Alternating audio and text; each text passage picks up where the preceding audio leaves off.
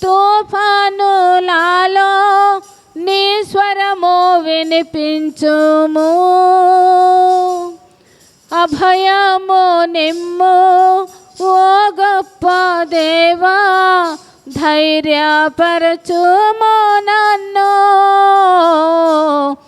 ధైర్యపరచుము నన్ను. నీ స్వరము వినిపించు ప్రభువా, నీ దాసుడాలకించున్. నీ స్వరము వినిపించు ప్రభువా, నీ దాసుడాలకించున్. నాతో మాట్లాడు స్పష్టముగా ప్రభువా, నీ స్వరము నా కోరాకే. నీతో మనుషులతో సరిచేసి కొందు, నీ దివ్య వాక్యము ద్వారా, నీ దివ్య వాక్యము ద్వారా. నీ స్వరము వినిపించు ప్రభువా, నీ దాసుడాలకించున్. నీ స్వరము వినిపించు ప్రభువా, నీ దాసుడాలకించున్. హల్లెలూయా.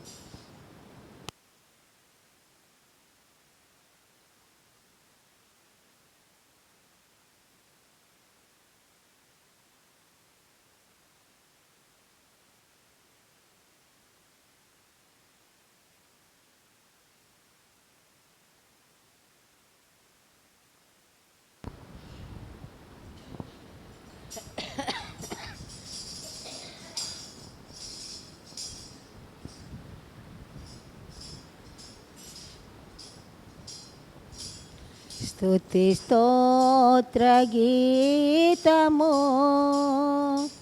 ప్రభు యేసుకు పాడెదము.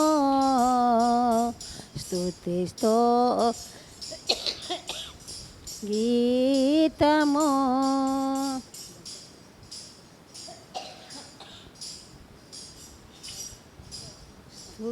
ప్రభు యేసుకు పాడెదము. ఎంచాలనవి కానివి ఇంతైన యేసు మేలులో, ఎంచాలనవి కానివి ఇంతైన యేసు మేలులో.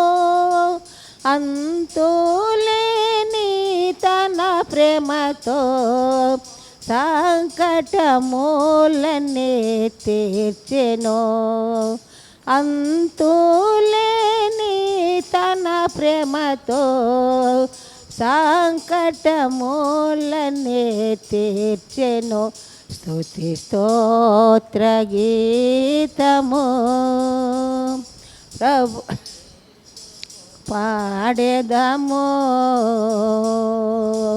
నరుల కోసమై పలు శ్రమలు సిలువపై నాదుడు పొందెను.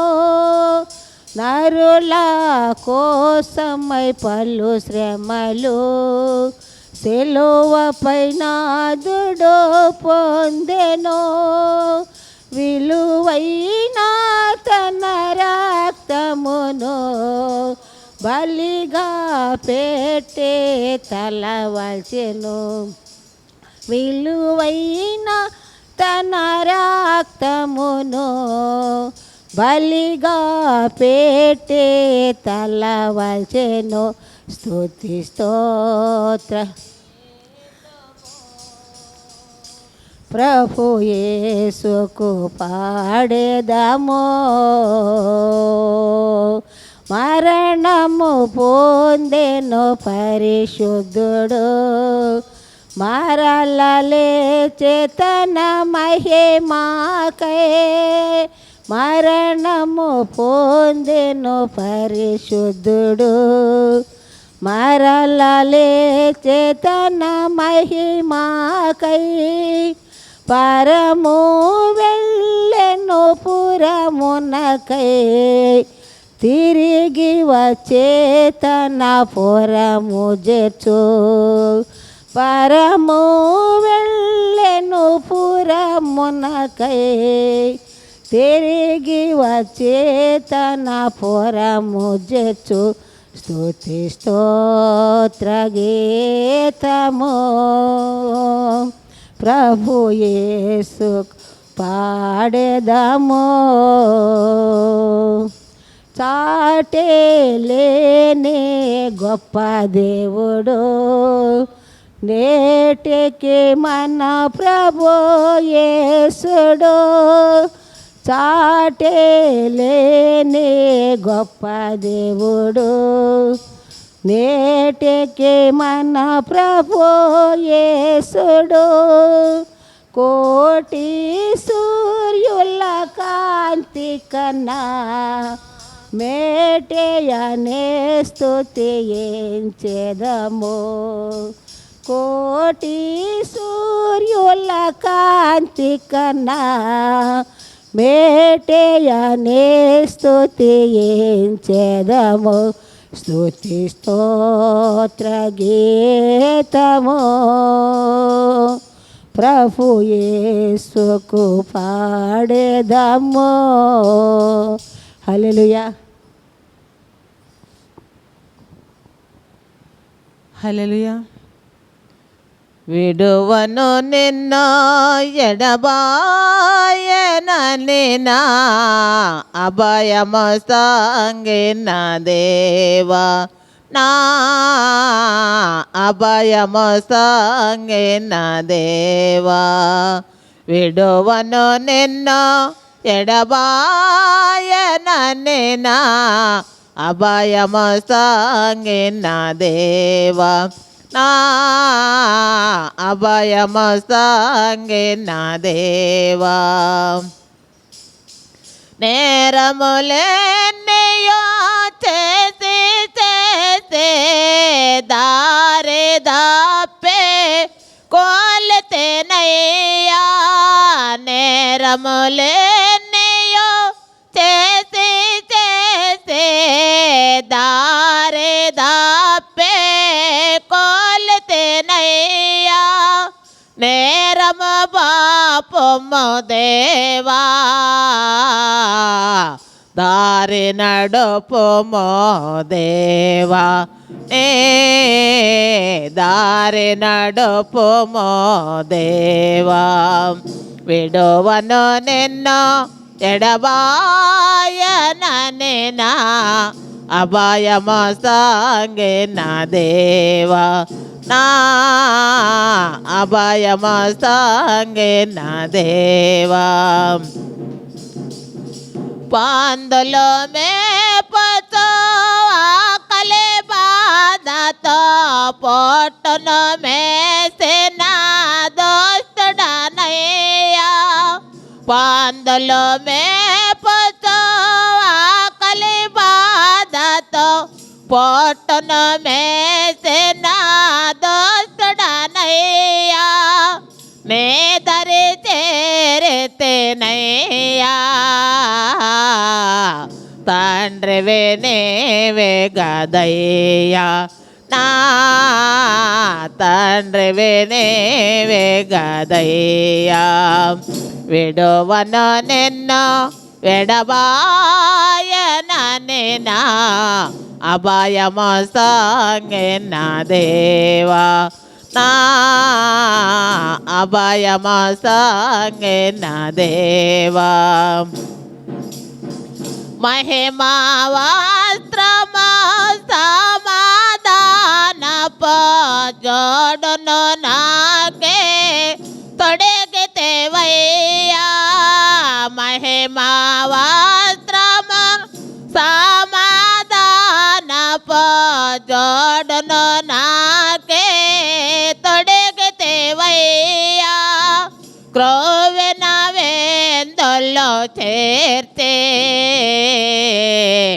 కుమారునిగా చేసేదేవి కదయ్యా, కుమారునిగా చేసేదేవి. విడువను నిన్ను ఎడబాయననేనా, అభయము సాగిన దేవా, నా అభయము సాగిన దేవా. సుందరమైన వేందులలో పరిశుద్ధులతో నన్ను కలిపితేవయ్యా, సుందరమైన వేందులలో పరిశుద్ధులతో నన్ను కలిపితేవయ్యా. నిండుగా నా హృదయములో వందనమర్పించెదను దేవా, వందనమర్పించెదను ప్రభువా, వందనమర్పించెదను. విడువను నిన్ను ఎడబాయననేనా, అభయము సాగిన దేవా, నా అభయము సాగిన దేవా. హల్లెలూయా.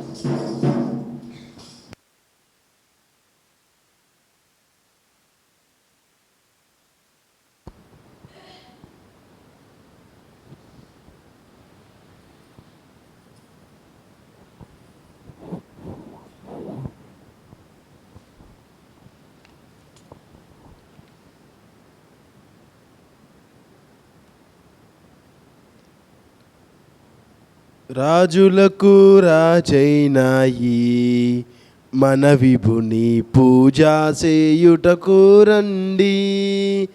రాజులకు రాజైనాయి మన విభుని పూజా చేయుటకు రండి. ఈ జయశాలి కన్నా మనకింకా రాజెవ్వరును లేరని, ఈ జయశాలి కన్నా మనకింకా రాజెవ్వరును లేరని. రాజులకు రాజైనాయి మన విభుని పూజ చేయుటకు రండి. కరుణగల సోదరుండై ఈయన ధరణికే తెంచేనయ్యా. స్థిరముగా నమ్ముకొనినా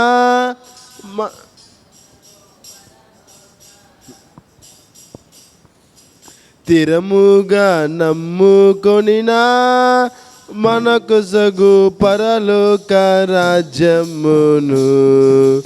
రాజులకు రాజైనాయి మన విభుని పూజ చేయుటకు రండి. నక్కలకు బొరియాలుండే, నాకాశ పక్షులకు గూళ్ళుండేను. ఒక్కింత స్థలమైనాను మన విభునికెక్కడా లేకుండేను. ఒక్కింత స్థలమైనాను మన విభునికెక్కడా లేకుండేను. రాజులకు రాజైనాయి మన విభుని పూజ చేయుటకు రండి. అపహాస్యములు చేయుచు నాయనముపై నుమియుచు, గృహమాలిన సైనికులందరును చూచుగొట్టిరి. గృహమాలిన సైనికులందరూ నెపములెంచుచుగొట్టిరి. రాజులకు రాజైనాయి మన విభుని పూజ చేయుటకు రండి. ఈ జయశాలి కన్నా మనకింకా రాజెవ్వరును లేరని. త్వరపడి రండి రండి ఈ పరమ గురుని యొద్దకు మీరాలు. త్వరపడి రండి రండి ఈ పరమ గురుని యొద్దకు మీరాలు. దరికి చేరిన వారిని ఈ ప్రభువు దరుమాడెన్నడు దూరము. దరికి చేరిన వారిని ఈ ప్రభువు నడు దూరము. రాజులకు రాజైనాయి మన విభుని పూజ చేయుటకు రండి. ఈ జయశాలి కన్నా మనకింకా రాజెవ్వరును లేరని. ఈ జయశాలి కన్నా మనకింకా రాజులెవ్వరు లేరని. రాజులకు రాజైనాయి మన విభుని పూజ చేయుటకు రండి. ఆమేన్.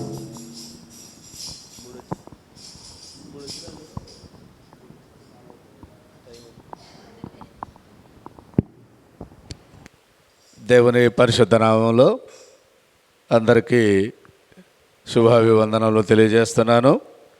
ఉదయకాల సమయం దేవునికి అర్పించటానికి కూడి వచ్చిన సంఘం అంతటికి కూడా హృదయపూర్వక వందనాలు తెలియజేస్తున్నాను. ఉదయకాల సమయం మనము దేవుని ఇచ్చినటువంటి కృపను బట్టి ఆయన సన్నిధిలో ఉండటానికి, ఆయన యొక్క పరిశుద్ధమైన నామంలో మనం ఇక్కడ చేరడానికి దేవుడు మనకు ఇచ్చినటువంటి అవకాశం, సమయం,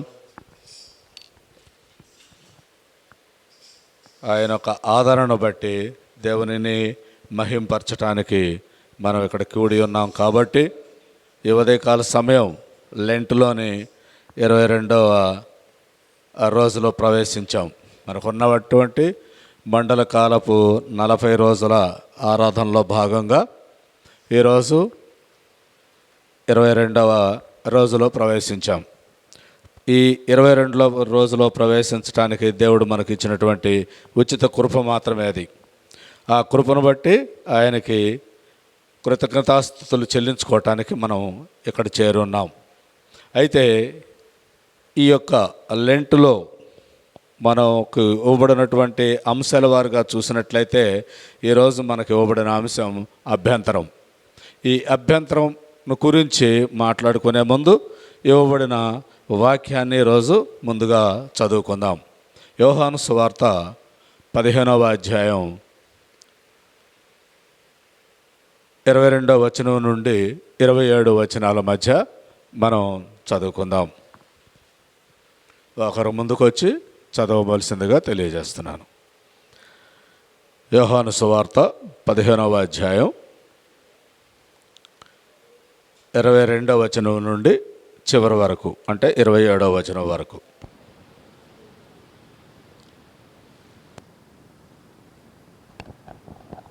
యోహాను సువార్త 15వ అధ్యాయము 22వ వచనం నుంచి 27వ వచనం వరకు. నేను వచ్చి వారికి బోధింపకుండిన ఎడల వారికి పాపము లేకపోవును. ఇప్పుడైతే వారి పాపమునకు మిసలేదు. నన్ను ద్వేషించువాడు నా తండ్రిని కూడా ద్వేషించుచున్నాడు. ఎవడునూ చేయని క్రియలు నేను వారి మధ్య చేయకుండిన ఎడల వారికి పాపము లేకపోవును.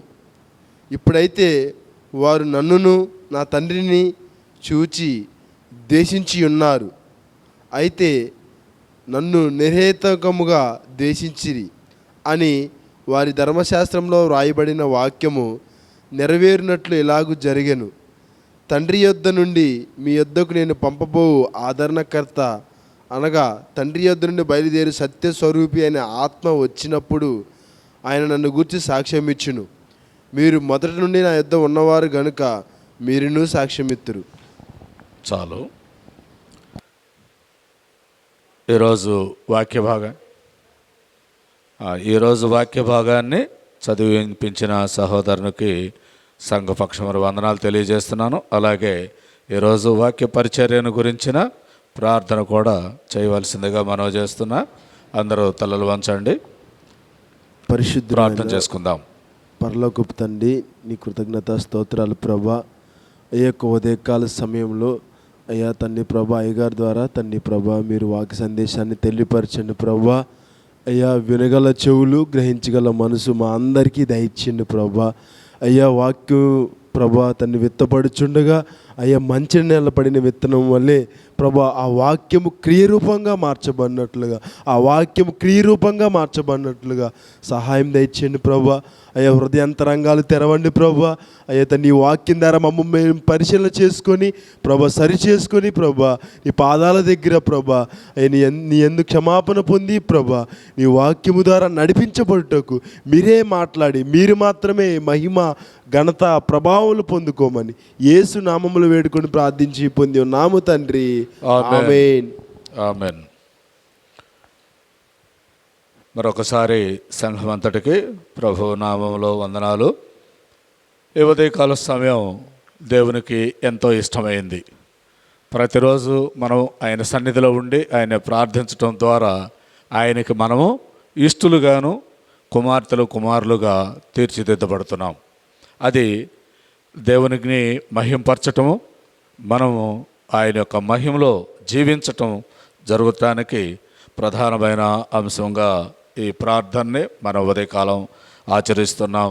దాన్ని బట్టి మనం అనుసరిస్తున్నాం. వచ్చిన ప్రతి బిడ్డ కూడా దేవుని కృపను బట్టి ఆయన్ని ఇష్టపడుతూ ఆయన వారి కుటుంబాల్లో చేస్తున్నటువంటి మేళ్ళను బట్టి ధ్యానిస్తున్నారు. ఇంకా ఆ కుటుంబాలని ఆదరించాలని మనం ప్రార్థన చేస్తున్నాం. దానిలో భాగంగా ఈరోజు మనం చదువుకున్నటువంటి అంశాన్ని కనుక మనం చూస్తే యోహాను సువార్తలోని 15వ అధ్యాయం 22 నుంచి చివరి వరకు మనం ఇప్పుడు చదువుకున్నాం. దానిలో మనకి యేసుక్రీస్తు ప్రభువారు చెబుతున్న విషయాన్ని కనుక గమనిస్తే ఆయన ఒక స్పష్టమైనటువంటి మాటను తెలియజేస్తూ 22వ వచనంలో ఒక మాట చెప్తున్నాడు. నేను వచ్చి వారికి బోధింపకుండిన ఎడల వారికి పాపము లేకపోవును. ఇప్పుడైతే వారి పాపమునకు మిష లేదు. నన్ను ద్వేషించువాడు నా తండ్రిని కూడా ద్వేషించుచున్నాడు.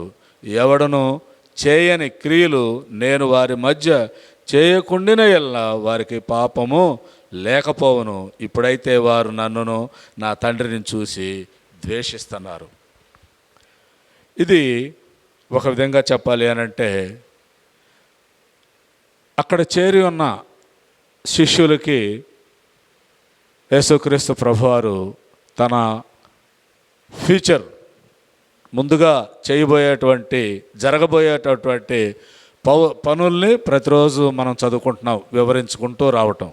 అయితే ఈరోజు అంశంలో మనకు చెప్పబడినట్లుగా కనుక గమనిస్తే ఈ అభ్యంతరకరమైన విషయాన్ని ఏ విధంగా మనం కానీ, ప్రజలు కానీ, యూదేతరులైతేనేమి, అక్కడ ఉన్నటువంటి యాజకులైతేనేమి, పరిసయ్యులైతేనేమి, అక్కడ దేవుని యొక్క సందేశాన్ని వినకుండా ఎవరైతే ప్రవర్తిస్తూ వారి సొంత ఆలోచన విధానాలని ప్రకటిస్తూ వాళ్ళు ముందుకెళ్తున్నారో అలాంటి వారిని గురించి దేవుడు మనకి తెలియజేస్తున్న విషయాన్ని ఇక్కడ గమనిస్తాం.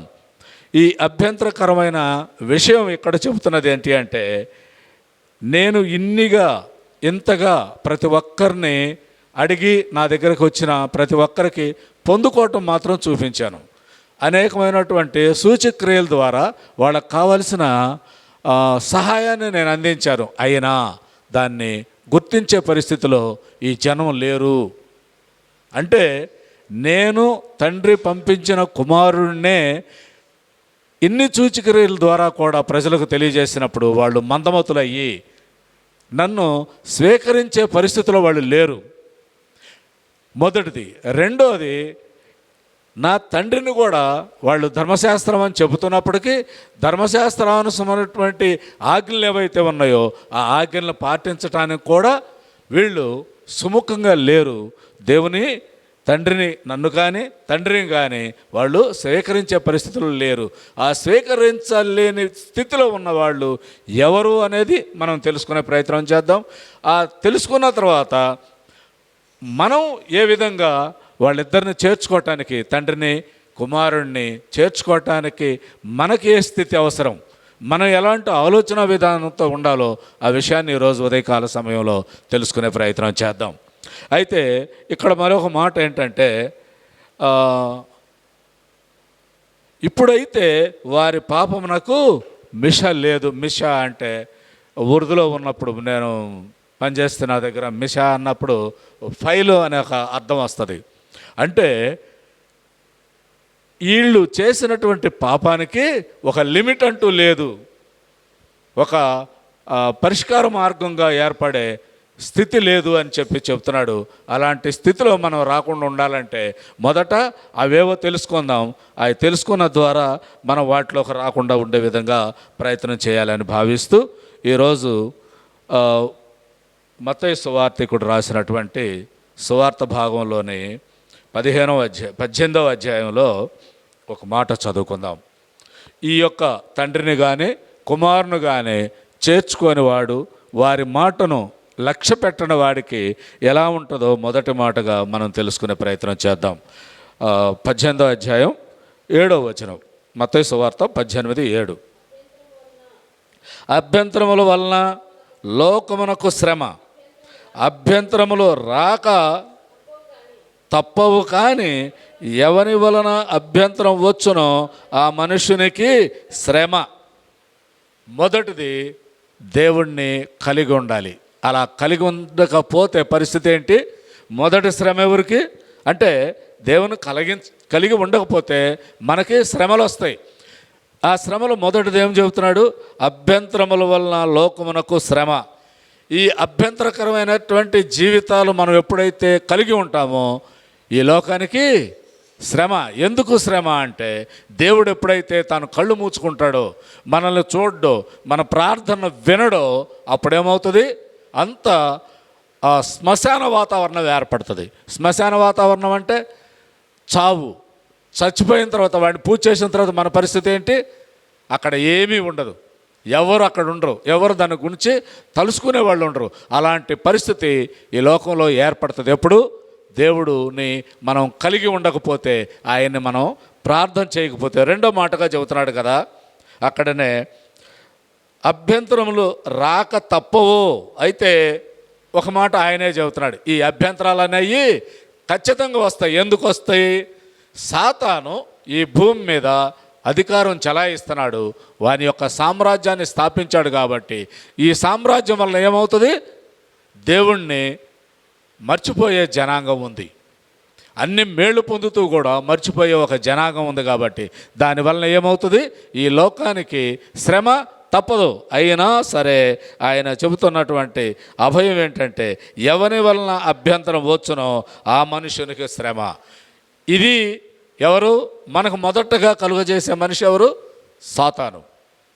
ఈ మనిషి రూపంలో మన మధ్యన ఉన్నటువంటి దుష్టశక్తి ఏదైతే ఉందో అది సాతాను. సాతానుకి శిక్ష తప్పదు అంటే అర్థం ఏంటి?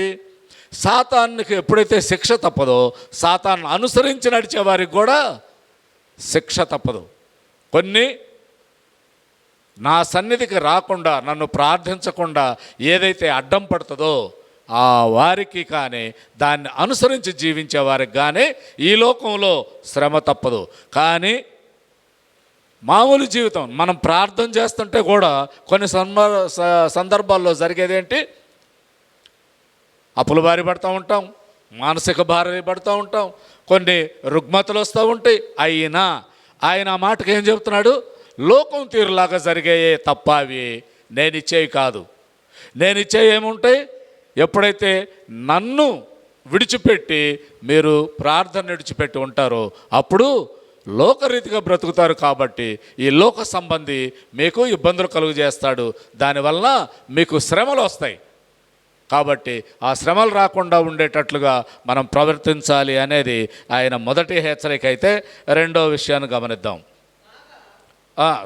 అక్కడ చాలమ్మా, చాలు. మరొక విషయంలోకి వస్తే రోమీయులకు రాసిన పత్రికలో 8వ అధ్యాయం 7-8 వచనాలు చదువుకుందాం.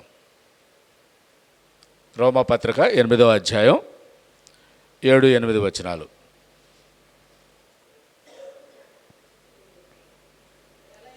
ఏలయనగా శరీరానుసారమైన మనస్సు దేవునికి విరోధమై ఉన్నది. మొదటి మాట చెప్తున్నాడు కదా. అక్కడేమో ఈ లోకంలో దేవుని గనక కలిగి ఉండకపోతే, సాతానుకు మనం ఉంటే వచ్చే శ్రమ గురించి చెప్పినప్పుడు ఇక్కడ మరొక మాట ఏం చెబుతున్నాడు? ఏలననగా శరీరానుసారమైన మనస్సు దేవునికి విరోధమై ఉన్నది. శరీరాశ, ఈ లోక సంబంధమైనటువంటి ఆశ ఏదైతే ఉందో అది శరీర సంబంధమైంది. ఈ శరీర సంబంధమైన ఆశలు అనగానే మొదటిది నేను, తర్వాత నా కుటుంబం, లేకపోతే నా పిల్లలు, నా భార్య, రెండోది నా ఆస్తి, ఇది నా సొంతం, నా ఇల్లు, నా భవనం. ఈ నా అనే పదంతో మొదలయ్యేది ఏదైతే ఉందో అది దేవునికి వ్యతిరేకమైంది. దానివలన ఏం చెప్తున్నాడు? దానివల్ల ఏమవుతుందంట? శరీరానుసారమైన మనస్సు దేవునికి విరోధమైంది. అంటే శరీర సంబంధమైన ప్రవర్తన లేకపోతే వ్యవహారిక విధానమే కాదు, అది మనసులో పుట్టిన నేను పక్కవాడిని చూసి వానికి ఇంత డబ్బు ఉంది, ఇంత ఆస్తి ఉంది, నాకు కూడా ఉంటే బాగుండును అని బయట ఎవరికి చెప్పాల్సిన అవసరం లేదు. ఎందుకంటే దేవునికి మన హృదయం ఏంటో తెలుసు. ఆయన నివాసం కాబట్టి, ఆయన నివాసంలో ఏం జరుగుతుందో ఆయనకి పూర్తి వివరాలు తెలుసు కాబట్టి ఆయన ఏమంటున్నాడు? మీ మనసులో ఉన్న అది అనుకుంటే కూడా అది మీరు చేసేటువంటి తప్పు అని హెచ్చరిక చేస్తూ, దేవుని ఓకే శరీర స్వభావం అయింది. ఓకే, దేవుని ఆత్మ మీలో నివసించిన ఎడల మీరు ఆత్మ స్వభావం గలవారే కానీ శరీర స్వభావములు కలవారు కాదు. ఎప్పుడు ఆత్మ సంబంధమైన ఈ శరీర సంబంధమైన దాన్ని వదిలిపెట్టి ఆత్మ సంబంధమైనది ఏంటి? దేవుని యొక్క సన్నిధిలో ఉండటం, దేవుణ్ణి ఆరాధించటం. ఇలా దేవుని ఆరాధించేవాడు ఎవరైతే ఉంటాడు, ఏ విధంగా ఉంటున్నాడని చెప్తున్నాడమ్మా? దేవుని ధర్మశాస్త్రములకు లోబడి ఏమాత్రమును లోబడ నేరదు కాగా శరీర స్వభావం గలవారు దేవుని సంతోషపరచ నేరరు. మొదటిగా విరోధులవుతున్నారు. శరీర సంబంధంగా ఉంటే మొదట విరోధంగాను, ఆ తర్వాత ఏమవుతున్నారు? దేవుణ్ణి సంతోషపెట్టలేని వారుగా, దేవుని వ్యతిరేకులుగా ఉంటున్నారని చెబుతూ ఆ తర్వాత మాట, దేవుని ఆత్మలో మీరు నివసించి ఉన్న ఎడల మీరు ఆత్మ స్వభావం గలవారే కానీ శరీర స్వభావం కలవారు కాదు. దేవుడిని ఎప్పుడైతే కలిగి ఉంటామో, అంటే ఈ ఉదయకాల సమయంలో దేవుని సన్నిధిలో ఉండి మనం ప్రార్థిస్తున్నాం అంటే మనం ఎవరిమే? దేవుణ్ణి కలిగి ఉన్నవాళ్ళం. ఈ కలిగి ఉన్న వాళ్ళకి శరీర సంబంధమైనటువంటి కష్టాలు వచ్చినా, శ్రమలు వచ్చినా ఇవన్నీ కూడా ఆయన పరిగణలోకి తీసుకోడు, మీకు అవి వర్తించవు అని ఉదయకాల సమయంలో దేవుడు మనకు చెబుతున్నాడు. ఎవడైనాను క్రీస్తు ఆత్మ లేనివాడైతే వాడు కాదు. క్రీస్తు సంబంధాలుగా మనం ఉన్నట్లయితే మనము ఆయన వారిని. ఆ విధంగా ఎవరైతే ఉండరో ఆ ఉండని వారిని గురించి ఒక మాట ఏం చెప్తున్నాడంటే వాళ్ళు దేవుని సంబంధులు లేక క్రీస్తుకు సంబంధించి ఆత్మ సంబంధమైన వారు కాదు అని ఇక్కడ మనకు తెలియజేస్తున్నారు. అదేవిధంగా మనకు మరొక మాట కనుక గమనిస్తే తిమోతికి రాసినటువంటి 2వ పత్రికలో ఇదే విషయాన్ని గురించి మనం ఒక మాట చదువుకుంటాం.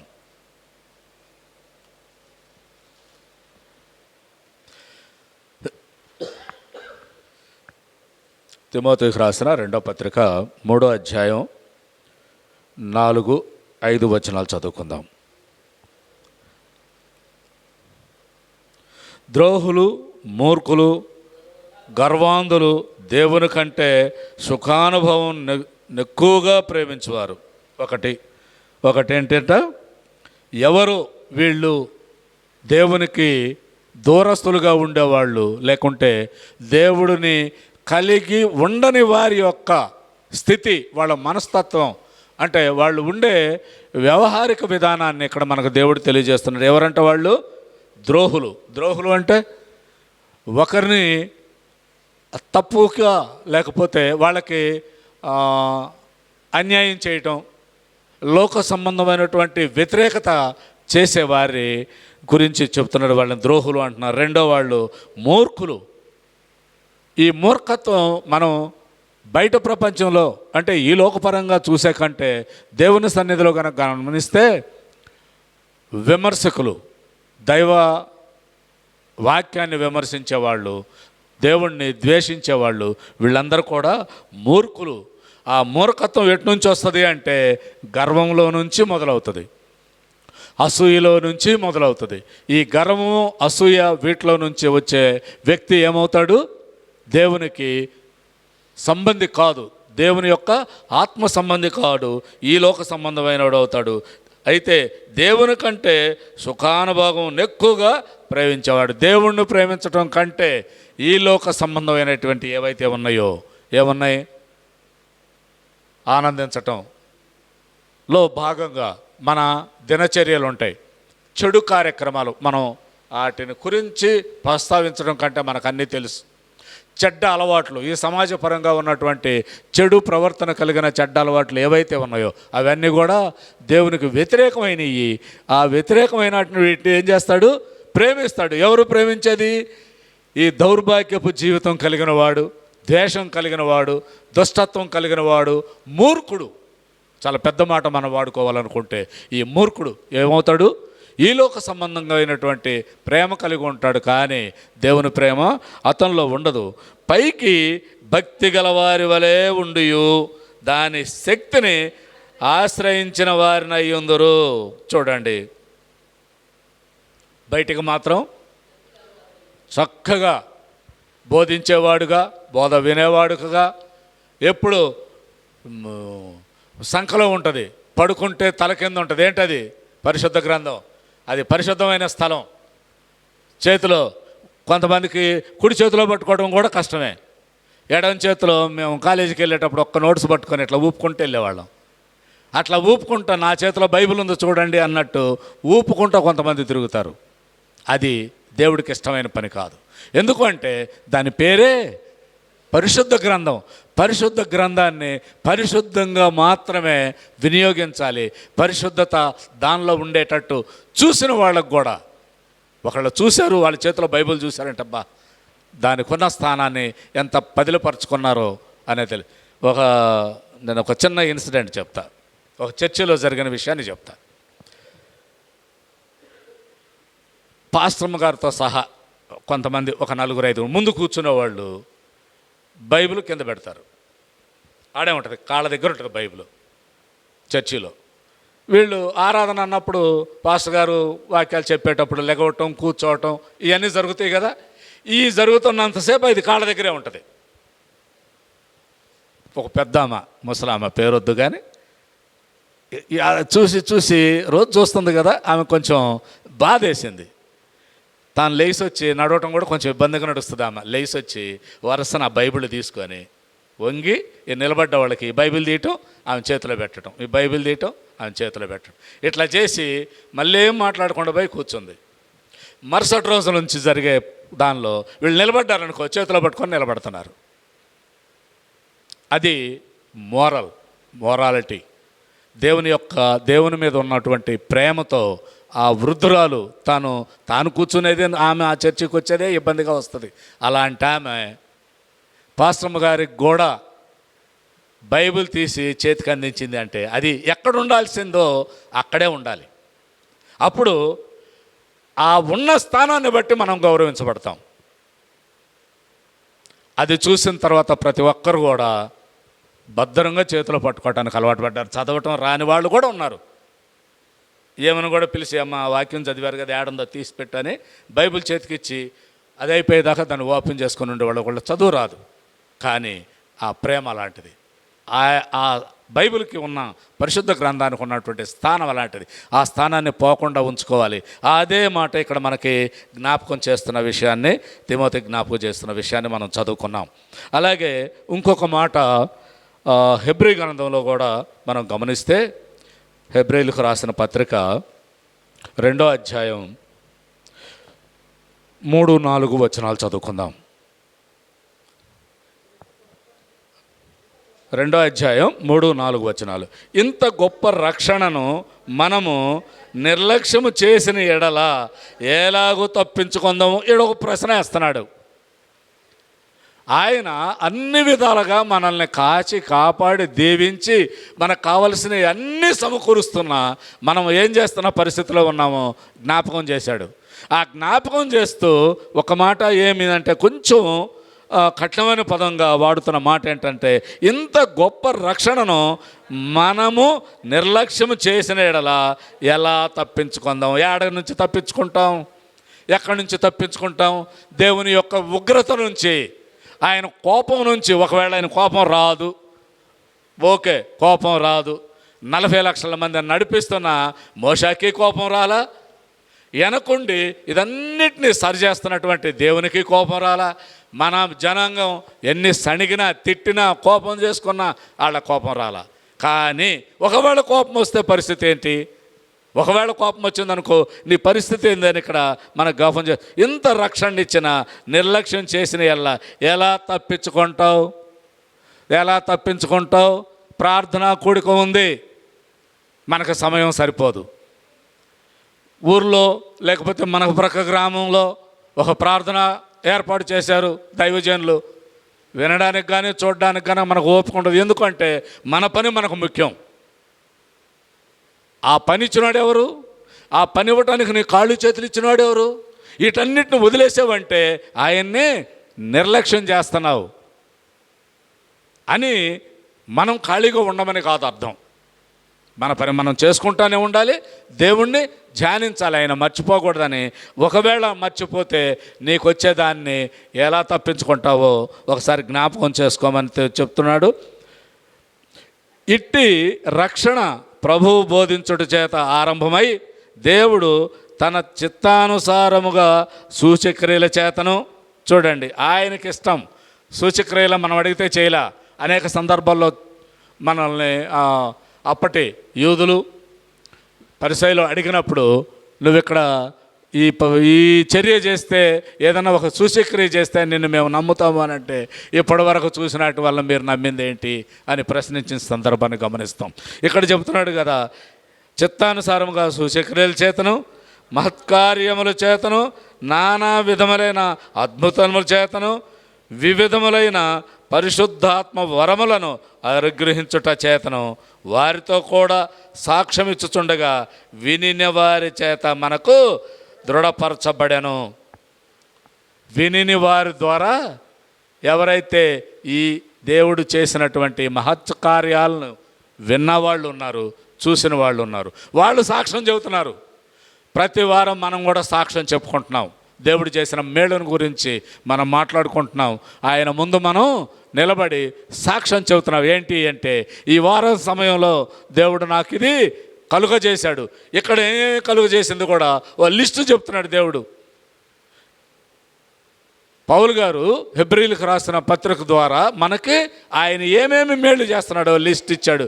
ఆ లిస్టు గనక మీరు పాటించకపోతే, ఇంతమంది దేవుని సన్నిధిలో మీకు వాటిని వినిపిస్తున్నప్పటికి కూడా మీ చెవులు మూసుకున్నట్లయితే, మీ కన్నులు తెరవకుండా ఉన్నట్లయితే, మీరు ఈ లోక సంబంధమైనటువంటి జీవితంలోనే కనుక ఉండిపోయినట్లయితే, వీటన్నిటినీ మనకిస్తున్నటువంటి ప్రశ్నలు, ఈ ప్రశ్నలన్నింటినీ కనుక ఒక్కసారి మనం నెవరేసుకుంటే, మనం ఏ విధంగా ఉంటామో, ఉండాలని ఆలోచన చేస్తామో మనం గమనించుకోగలుగుతాం. అలాంటి గమనిక ఒకటి అంటే మనకు గుర్తు చేస్తున్నాడు యోహాను సువార్తికుడు మొదటి పత్రిక ద్వారా. యోహాను రాసినటువంటి మొదటి పత్రిక 2వ అధ్యాయం 23వ వచనం చదువుకుందాం. కుమారుని ఒప్పుకొనని ప్రతి వాడును తండ్రిని అంగీకరించువాడు కాడు. మొదటి మాట ఏం చెప్తున్నాడు? ఇప్పటి వరకు మనకు అనుగ్రహించింది తండ్రి కుమారులే. వారు ఇచ్చినటువంటి అనుగ్రహాలను మనం పొందుతుంటూ మనం ఏ స్థితిలో ఉన్నాం? ఈ లోక సంబంధమైన స్థితిలో కనుక ఉంటే మీకు పేర్లు పెట్టాడు. దుష్టులు, దుర్మార్గులు, దౌర్భాగ్యులు, ఇవన్నీ మీకు వర్తిస్తాయి. ఒకవేళ అలా కాకుంటే ఏమవుతుంది? కుమారుని ఒప్పుకొనని ప్రతి వాడును తండ్రిని అంగీకరించిన వాడు కాదు. కుమారుని ఒప్పుకొనివాడు తండ్రిని అంగీకరించినవాడు. మనము ఏ లిస్టులోకి వస్తాం? అంగీకరించని వాడి లిస్టులోకి వస్తామా? అంగీకరించిన వాళ్ళ లిస్టులోకి వస్తామా? అది ఆ ఛాయిస్ మనకే ఇచ్చాడు. ఎందుకు ఇచ్చాడు అని అంటే, మొదటిగా ఈ లోక స్థితి ఏంటో చెప్పాడు. ఈ లోక స్థితిలో నుంచి మీరు కనుక బయటకు వచ్చి తండ్రిని నా తండ్రిగా ఎప్పుడైతే ఒప్పుకుంటాడో అప్పుడు మీకు అనుగ్రహించబడినటువంటి కుమారుడు కూడా మిమ్మల్ని అంగీకరిస్తాడు. కాబట్టి అప్పుడు మీరేమవుతారు? మనమేమవుతాం? మనల్ని మనం ప్రశ్నించుకోవాలి. కుమారుని యొక్క సోదరులు, సహోదరులం అంటే తండ్రికి కుమారులుగా ఉన్నాం. ఆయన్ని ఎప్పుడైతే తండ్రికి అంగీకరిస్తామో, ఈయన్ని కుమారుడిగా అంగీకరిస్తామో, మన స్థితి ఏంటి? ఈ లోక సంబంధమైన స్థితిలో నుంచి దేవుని స్థితిలోకి మార్చబడతామని చెప్పి ఈ యొక్క యోహాను సువార్తికుడు మనకి తెలియజేస్తున్న విషయాన్ని మనం ఒక్కసారి గమనిస్తే, 2వ యోహాను పత్రికలో కూడా మరొక మాట చదువుకుందాం. చివరిగా యోహాను రాసిన 2వ పత్రిక 1వ అధ్యాయం ఉంటుంది. దానిలో 9వ వచనాన్ని చదువుకుందాం. క్రీస్తు బోధయందు నిలిచి ఉండక దానిని విడిచి ముందునకు సాగు ప్రతి వాడును దేవుని అంగీకరింపనివాడు. మొదటి వాడెవరు? క్రీస్తు బోధయందు నిలిచి ఉండక దానిని విడిచి ముందునకు ప్రతి వాడు కూడా దేవుణ్ణి అంగీకరించేవాడు కాదు. మొదటిది సాతాను యొక్క మనిషి ఎవరో చెప్పాడు. సాతాను మనిషి ఎవరు? దేవుణ్ణి అంగీకరించడం కాదు. ఇప్పుడు క్రీస్తు ప్రభువారు స్వయంగా తానే బోధిస్తున్నాడు. ఈ బోధన ఎవరైతే అంగీకరించరో వాళ్ళంతా ఏమవుతారు? దేవునికి వ్యతిరేకులు, ఈ లోక సంబంధులకు పెట్టిన పేరు దుష్టత్వం కలిగిన వారు లేదా దుష్టుల స్థితిలోకి రాకుండా ఉండడానికి దేవుడు ఇక్కడ మనకు మరో మాట చెబుతున్న విషయాన్ని గమనిస్తే, ఆ బోధయందు నిలిచియుండువాడు తండ్రిని కుమారుని అంగీకరించువాడు. ఇక్కడ ఒక క్లారిటీ ఇచ్చాడు, మనకి పూర్తిగా అభయం ఇస్తున్నాడు. ఏమనమ్మా? ఆ బోధయందు నిలిచియుండువాడు. మనం ఈ యొక్క పరిశుద్ధ గ్రంథాన్ని తీసుకొని ఏం చేస్తున్నాం? ఆయన యొక్క ఆ రోజు క్రీస్తు ప్రభువారు 2000 సంవత్సరాల క్రితం మన కొరకు తండ్రిని గురించి, తనను గురించి, ఈ లోకం గురించి, మనం ఉన్న విధానం గురించి, ఉండవలసిన విధానాన్ని గురించి ఆయన బోధించాడు. అదే క్రీస్తు బోధ. ఆ క్రీస్తు బోధన ఎవరైతే తృణీకరించారో, లేకపోతే ఇప్పటికి కూడా యోధా సమాజంలో చెప్పే మాట, మెస్సయ్య వస్తాడు ఇంకా రాలేదు అంటాడు. వాళ్ళ వాదన ఇప్పటికి కూడా అదే. ఈ పిచ్చి వాదన చేసే వాళ్ళని ఏమంటున్నాడు? దేవుని వ్యతిరేకులు, క్రీస్తు బోధను అంగీకరింపని వాళ్ళు. వీళ్ళ స్థితి ఏంటంటే, దేవుడు ఆయన స్వయంగా చెబుతున్నాడు, మీ మాటలు నా చెవులకి వినపడవు, మీ ప్రార్థనలు నా సన్నిధికి రావు అని చెబుతున్నాడు. కాబట్టి మనం చేయాల్సిందేంటి? ఆయన యొక్క బోధన యందు నిలిచి ఉండువాడు తండ్రిని కుమారుణ్ణి అంగీకరించేవాడు. మనం ఏం చేయాలి? ఈ ఉదయకాల సమయంలో మనం నిర్ణయించుకోవాల్సిన నిర్ణయం ఏంటి? తండ్రి బోధను అంటే ధర్మశాస్త్రం ప్రకారం మనకు ఇవ్వబడినటువంటి విధానంలో మనం తప్పనిసరిగా నిలిచి ఉండాలి. అది తండ్రి ఇచ్చిన బోధ. కుమారుడు ఇచ్చిన బోధ ఏంటి? కుమారుడైన యేసుక్రీస్తు ప్రభువారు ఆయన ఈ లోకంలో ఉన్నప్పుడు కొన్ని బోధించాడు. ఆ బోధించినట్లో ముఖ్యమైన విషయం ఏంటి? ప్రేమ కలిగి ఉంచటం. ఈ ప్రేమ సహోదర ప్రేమ అయి ఉండాలి. అది యూనివర్సల్ ప్రేమ అయి ఉండాలి. ప్రతి ఒక్కరిని కూడా ప్రేమించగలిగిన స్థితిలో నువ్వు ఉండాలి అని దేవుడిచ్చినటువంటి ఆజ్ఞ అది. ఆ ఆజ్ఞ ప్రకారం కనుక మనం అంగీకరించి ఆ ఆజ్ఞలో మనం జీవిస్తే మనల్ని ఏమన్నాడు? తండ్రిని కుమారుణ్ణి అంగీకరించిన జనంగా మనల్ని చూస్తున్నాడు. వారి యొక్క బోధల్ని అంగీకరించిన జనంగా మనల్ని చూస్తున్నాడు. అంటే అప్పుడు మనల్ని ఎవరుగా ఎంచుకున్నాడు? మనము ఆయన కుమారులు కుమార్తెలుగా ఎంచబడ్డాడు. అలాంటి జీవితం మనకు కావాలి. ఈ లోక సంబంధమైనటువంటి జీవితం పెట్టుకొని నాకు మీరెవరో తెలియరు అనే స్థితిలో కనుక మనం ఉన్నట్లయితే మన పరిస్థితి ఏంటి ఒకసారి ప్రశ్నించుకోవాలి. లేదు, క్రీస్తు ప్రభువారు చెప్పిన ప్రకారంగా తండ్రి అయిన దేవుడు మనకిచ్చినటువంటి ఆజ్ఞల చొప్పున మనం జీవించినట్లయితే, క్రీస్తు ప్రభువారి బోధనలు కనుక మనం అంగీకరించినట్లయితే మన స్థితి ఏంటి? ఆయనే చెబుతున్నాడు, మీరు స్థితి తండ్రికి కుమారులుగాను నాకు సహోదరి సహోదరులాగా. నా తల్లి ఎవరో నాకు తెలియదు, కానీ మీరు నాకు తెలుసు. మిమ్మల్ని గుర్తిస్తున్నాను. ఎందుకు గుర్తిస్తున్నాను అంటే మీరు తండ్రి మాట విన్నారు, నా ఆజ్ఞ చొప్పున జీవిస్తున్నారు. అలాంటి జీవితం తొలగిపోకుండా, ఈ లోక సంబంధమైనటువంటి జీవితం మనలో ఎంటర్ కాకుండా ఉండేటట్లుగా దేవుణ్ణి ప్రతి క్షణం ప్రార్థిస్తూ ఆయన మార్గంలోనూ ఆయన చూపించిన మార్గంలో మనం జీవించాలని ఈ ఉదయకాల సమయంలో నిర్ణయం తీసుకొని ఆ నిర్ణయం చొప్పున నడవటానికి మనం చేసే ప్రయత్నాన్ని దేవుడు ఎల్లవేళ ధృవపరుస్తాడు, స్థిరపరుస్తాడు. అది మనకు కలిగి ఉండేటట్టు చేస్తాడు. కాబట్టి అలాంటి ప్రార్థన మన జీవితంలో కలిగి ఉండాలి. కలిగించటానికి దేవుడు ఆయన యొక్క కృపను అనుగ్రహించి మన ఎడల ప్రేమ స్వభావాలతో దీవించునుగాక. ఆమెన్. ఇప్పటి వరకు యేసుక్రీస్తు ప్రభువారు చెప్పినటువంటి బోధనలు విని ఆ మార్గాన్ని మనం ఎంచుకున్నందుకై, ఆ ఎంచుకునే అవకాశం ఈ ఉదయకాల సమయంలో ఆయన కలిగించినందుకు దేవాది దేవునికి వందనాలు తెలియజేస్తున్నాను. కూడి వచ్చి ఇప్పటి వరకు దేవుని సందేశాన్ని శ్రద్ధగా ఆ ప్రకారం నడవటానికి తీసుకునే నిర్ణయం ప్రకారం ఉన్న మీ అందరికి కూడా, సంఘం అంతటికి కూడా నా యొక్క వందనాలు తెలియజేస్తున్నాను. ఇప్పుడు ప్రార్థన, ముగింపు ప్రార్థన మనలో నుండి ఒకరు చేస్తారు.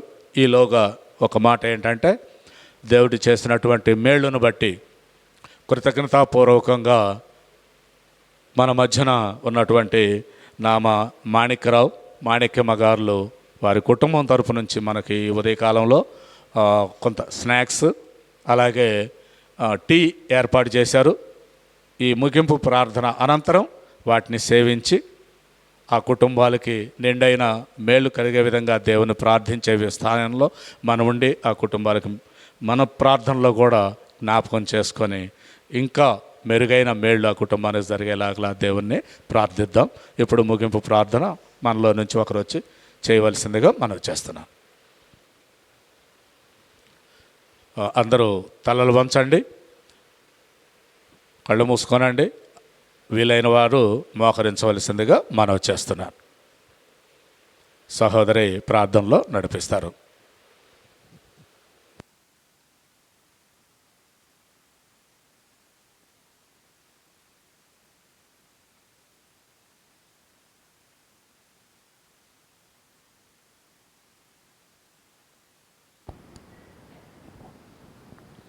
పరిశుద్ధుడా పరిశుద్ధుడా పరిశుద్ధుడా పరిశుద్ధుడా, ప్రేమ కలిగిన రాజా, మహిమ కలిగిన దేవా, నీ ఘనమైన నామానికి స్తుతి స్తుతి స్తుతి స్తుతి స్తుతి స్తోత్రం తండ్రి. నాయన ఈ ఏకుజాం సమయంలో ప్రభువా, ప్రతి ఒక్క నీ బిడ్డని అయినా నువ్వు చూస్తున్నావని మేము నమ్ముతున్నాం ప్రభువా.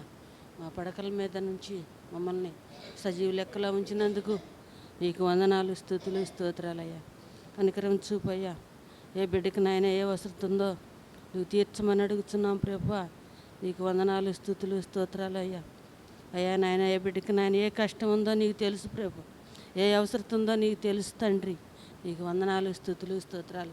అయ్యగారిని అమ్మగారిని దీవించి ఆశీర్వదించమని అడుగుతున్నాం. ఈ ఆశ్రమం పట్ల నేను ప్రతి ఒక్క వచ్చే బిడ్డలందరినీ దీవించమని అడుగుతున్నాం ప్రభువా. అలాగే ప్రభువా, ఎక్కడైతే నాయన ఏ బిడ్డకి నాయన ఏ కొరతలు ఉన్నాయో నీకు తెలుసు తండ్రి. నీకు వందనాలు, మాకు సహాయం నజరేడైన యేసునామములో అడుగుతున్నాం ప్రభువా. నీకే నాయనా దేవా, నాయన మమ్మల్ని కనికరించి కాశీ కాపాడి రక్షించి నాయన మా పని పాటల తోడు నీడుగా ఉండి సహాయం దయచేయమని అడుగుతున్నాం ప్రభు. తండ్రి నాయన చెక్కుడు వచ్చిన ఈ బిడ్డలందరిని కూడా దీవించి ఆశీర్వదించమని అడుగుతున్నాం ప్రభు. నాయన ఈ బిడ్డల పట్ల తోడు నీడుగా ఉండి సహాయం నడిపించమని అడుగుతున్నాం ప్రభు. నీకు వందనాలు స్తుతి. పలహారం ఇచ్చిన మాణిక్యరామాయిని, మాణిక్యం అక్కని బిడ్డల్ని నాయన బాలయేసుని, ఆ బిడ్డలకు నాయన వివాహం కావాల్సిన బిడ్డ ఉన్నాడు, ఆ బిడ్డకు నాయన దర్శించి ఆ కుటుంబం పట్ల 30 దంతులు 60 దంతులు 100 అంతులుగా ఫలించేయమని అడుగుతున్నాం ప్రభు. నీకు వందనాలు స్తోత్రాలు. నీ ఆశీర్వాద దీవెనలు ఆ కుటుంబం మీద ఉంచమని అడుగుతున్నాం ప్రభు. నీకు వందనాలు నాయన. ఈ చిన్న మాటలు నాయన నీ సన్నిధికి చేర్చుకుంటామని మేము నమ్ముతున్నాం ప్రభు. నాయన ప్రతి ఒక్క బిడ్డను కూడా దర్శించమని అడుగుతున్నాం ప్రభు. నాయన చదువుకునే బిడ్డలు ఉన్నారు నాయన, ఆ బిడ్డల పరీక్షల్లో నాయన తోడుగా నీడుగా ఉండి జ్ఞానాన్ని దయచేసి ఆ బిడ్డలకు ముందుండి నడిపించి నాయన మంచిగా రాయటానికి సహాయం దయచేయమని అడుగుతున్నాం ప్రభు. నీకు వందనాలు దైవా. నాయన ఏ బిడ్డలకు నాయన మెండైన దీవెనలు కుమ్మరించమని అడుగుతున్నాం ప్రభు. సంఘ బిడ్డలను దీవించమని అడుగుతున్నాం, సంఘ పెద్దలను దీవించమని అడుగుతున్నాం. ఆయన పాస్టర్ గారిని పాస్టర్ని దీవించమని అడుగుతున్నాం, సంఘ పాస్టర్ని దీవించమని అడుగుతున్నాం. వాళ్ళ కుటుంబం పట్ల తోడు నీడగా ఉండి సహాయం దయచేయమని అడుగుతున్నాం తండ్రి. నాయన తెలియని రీతికి నాయన నాకు ఈ మంచి అవకాశం ఇచ్చినందుకు నీకు వందనాలు స్తోత్రాలయ్యా. అయ్యగారికి అమ్మగారి స్తోత్రాలు ప్రభు. నాయన ఇచ్చిన మాటలు నాయన నీ పాదాల చెంతకు చేర్చుకోమని నజరేడైన యేసు నామములో అడిగి వేడుకొని ప్రార్థించుకుంటున్నాం తండ్రి. ఆమేన్. పరలోకమందున మా తండ్రి, నీ నామం పరిశుద్ధపరచబడును గాక, ఈ రాజ్యం మాకు వచ్చును గాక, నీ చిత్తం పరలోకమందు నెరవేర్చినట్లు భూమి మీద నెరవేరును గాక. మా అనుదిన ఆహారం మాకు దయచేయండి. మళ్ళీ అపరాధం చేసిన వారిని మేము క్షమించిన ప్రకారం మా అపరాధములను క్షమించండి.